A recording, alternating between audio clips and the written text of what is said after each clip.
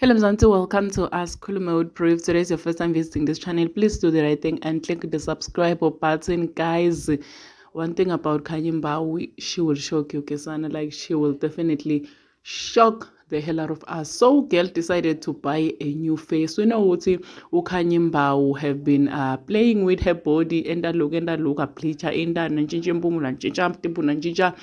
in okay, I've seen my celebrities and ama-BBL nana tintshintsha, but with uKhanyimbawu ayichashe uhamba the extra mile. So ugirl decided ukuthi ayothenga ubuso lobunyuwane, guys. Akasesenabo lobuso besibade ninje wena mbona ngasune machephise ebusweni ugirl ukuprocess yokuthi phela kutshintshe ubuso bakhe. So uyendile vele already le process njena thina we're gonna see a different Kanyimbawu. So Kanyimbawu and Lasizwe siblings and bage baba okay rather uLasizwe kwaba ne-interview whereby bambuta ngaKhanyimbawu. Shotho Kanyimbawu is my sister, but hayibo Kanyimbawu musi like white wahleka because uKhanyimbawu, guys, akasasimuntu lomnyama untshintshile ugirl.